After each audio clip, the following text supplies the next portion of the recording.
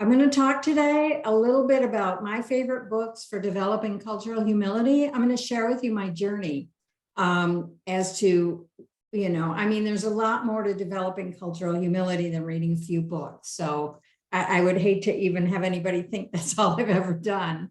But I think that, a lot of reading books has been really instrumental in my own journey, and I'm going to share that with you.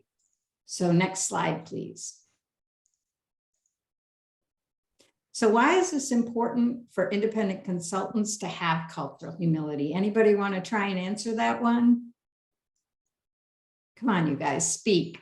Go ahead, talk, because don't make me do this all. I can Liz, say something. Yeah. I mean, we're always trying to work with people, right? And everybody has cultural practices, and it's important to center theirs in our work as opposed to centering ours. They're core to values, and values are at the heart of evaluation. Yeah, exactly. If we're really going to serve people, we're serving them. So that values, and I love that you brought up values being important, because they are really, they're the foundation for what we're doing. And I see we work with lots of different clients, and culture, and you'll see that it's not only, people think culture, we're thinking of, race and ethnicity, but there's so much other culture. There's religious cultures, there's political culture. I did work in East Texas where people in the community were coming up and telling me how wasn't I so happy that Trump was president at the time. And so we have to be ready for these cultural differences and how to respond to them too, and understanding that we're coming into an area that people maybe see the world differently than we do. Okay, next slide, please. Now, why books and what kinds of books? Books are a good way to gather information, but you can also gather insights. Next slide, please. My journey actually started with fiction.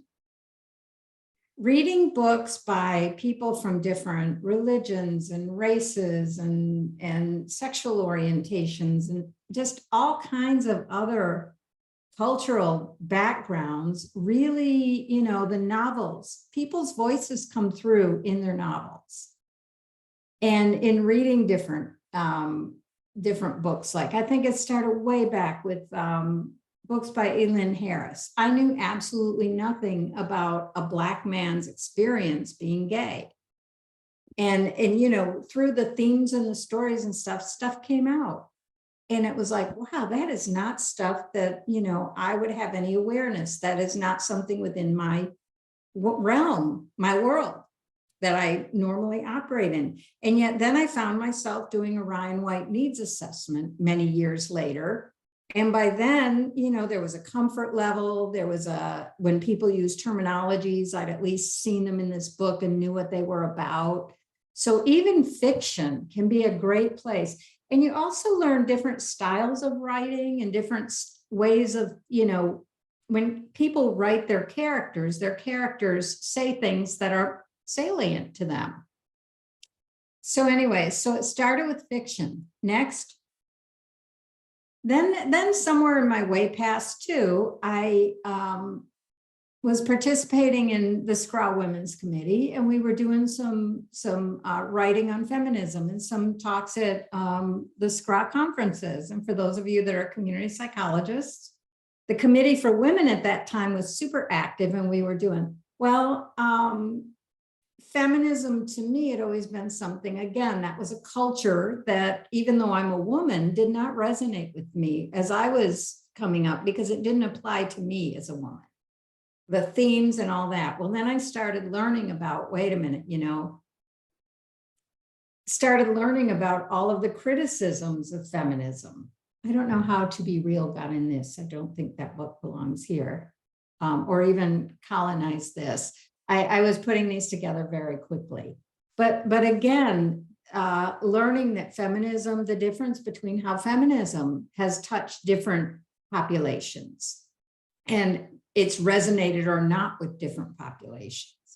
But that again is, a a lot of times people think, well, we're all women, but we are, but our experiences are as varied as can be, depending on class, depending on race. We talk about intersectionality, and that really does apply here. So then, you know, from there, what happened? Then it kind of got into, next slide, please, thinking about our methods. There, you know, and these are books that I have that I'm sharing. Learning how to decolonize our methods, learning about, you know, we think we were all in grad school, we're like, oh, RCT, this is the, you know, the grand design that's going to give us empirical evidence and, you know, all this stuff we learned, and then realizing that those methods have limitations and they're not even always valid. So I start reading these different ways about decolonizing our methods. And again, it makes you think about, well, about how our methodologies are so grounded in white supremacy culture. And everything we learned in our research and methods classes doesn't mean I want to throw it all out, but it means I have to really think carefully now as I use a method. Is this the best method? Is this really going to reflect someone's voice? And I think that's the most important, is when we, you know, learning all this about how when I used to think, oh, I can do great surveys and all this, but if I do it myself, I'm developing the questions. How do I even know anymore that they're the right questions? So it started making me really think about all of that. But again, these are books that have been really helpful in me rethinking what we do and how we do it. So then I continue to read books. Here's more books. Next. These are all, again, books that said something. Kendi's How to Be Anti-Racist. You know, that one's a good one for a beginning exploration. And then he actually has Be Anti-Racist, which is a journal. Medical Apartheid. I do a lot of work with health equity. If you're working in health equity, that one points out a lot of good issues. I haven't finished My Grandmother's Hands just because I just can only read so many books at once. Post-Traumatic Slave Syndrome.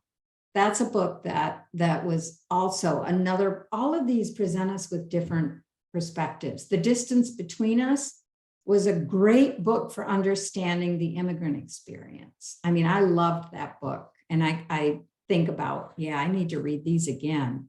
Disability Visibility, again, writings by people with disabilities. Who thinks about, you know, the culture of deaf people and the culture of people with other disabilities. Next slide. Okay, this book, You Are Your Best Thing. That was profound. I would highly recommend. Tarana Burke and Brene Brown came together to write this book of essays by people talking about their vulnerabilities, about shame, about how they're experienced, but it's specifically from a Black perspective. And it was eye-opening. Again, the 1619 Project. This is Black History Month. And I can't go on enough about how good that book was in pointing out how much history we never learned. And how much about just so many things in history, and including, you know, education, legislation, all the things that have been done to shape things. Caste, the origins of our discontents. That was a really good one because it talks about, it goes into that idea and tells about the history of certain ethnicities, because people always go, well, my people came here, we didn't have an easy time, blah, blah, blah. But it really goes into a lot about that. And it made me, the thing about caste that was most profound is it made me think back to messages I'd heard as a child and the way race and everything were talked about when I was young, because it goes into, again, some history and backgrounds. And there were things just came to mind that it was like, God, I'd forgotten all about that. I had forgotten that went on. I had forgotten that happened. And again, more self-exploration, thinking about, wow, now how did that affect me? So it was a really interesting. Next slide, please. Okay, and here's some more books that I'm working on and trying to finish. I usually am reading a couple at a time, which is, I don't know what to think about it, but these are some more books that to me were, interesting. And again, gives you different perspectives. The Muslim American life. Again, there's a religion that people have so many weird ideas about in this country, and they have absolutely no understanding of what it is or what it means, or even that experience of not being a Christian in America, period. If you are not a Christian in America and you have another religion, I see people get shocked, like, what do you mean you don't worship Jesus? It's like, no, I'm not a Christian.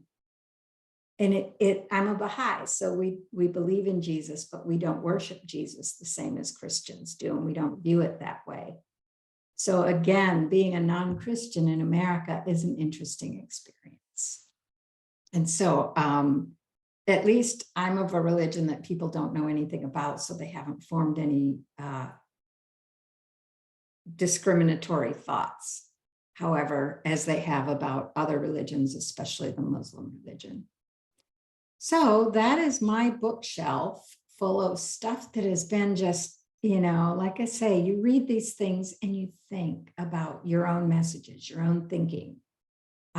So books are a great, of course, you've got to have conversations about after these things. You've got to do other self-exploration type things, but books are a great way to get some insights, to get you thinking and all that. Next slide.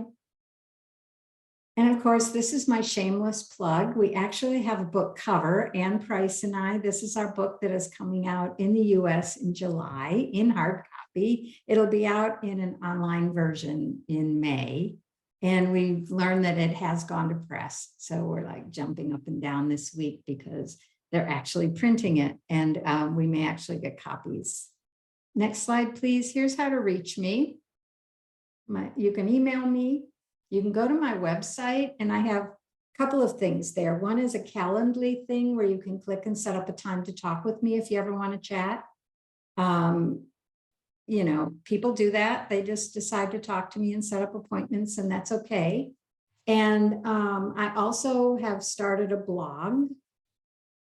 And so on my website, you can also sign up to receive my blog if you don't already.